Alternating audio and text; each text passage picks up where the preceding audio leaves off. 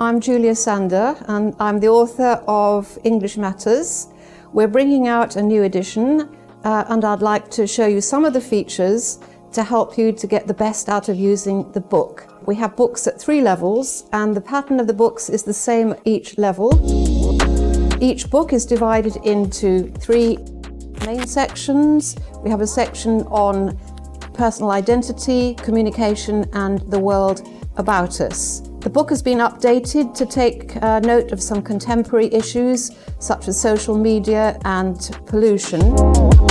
I'm going to take you through one of the units to show you how it's put together, and we're choosing a new unit, which is Unit 15, and this is a unit on the environment called Let's Go Green. I think it's very important when you're using English Matters to remember that it is an integrated course book and that the best way to use it is to work through the units as they are written. We start with a listening and speaking exercise which opens up the topic to the students, and there will be audios for the listening available online, downloadable, and also in the back of the student book. This will introduce students to the ideas and vocabulary they're going to need, and this is followed by a speaking exercise where they discuss important concepts which have been raised. We then have 2 reading exercises of a slightly different type of text.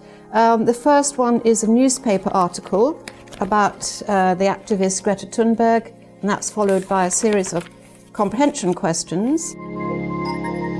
We then move on to a second text which is from a website about deforestation, which further develops the topic. And from this, students are gathering the ideas that they will need for later when they come to the final writing exercise. Following the comprehension, we have a series of language-based exercises which start off with an explanation of the point that's being discussed and practiced.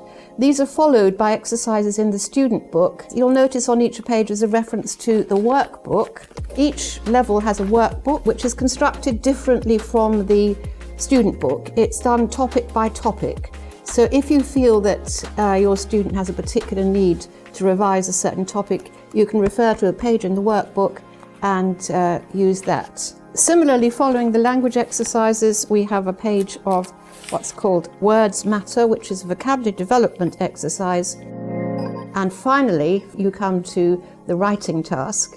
And this is something that comes as the culmination of everything that's been practiced. They will also develop the vocabulary they need. And so this is very much a structured task to be taken through for what is probably the most challenging part of your teaching program. That is it for this one unit, and it remains to me to thank you very much for listening, and I wish you well with your teaching of your students and using English Matters.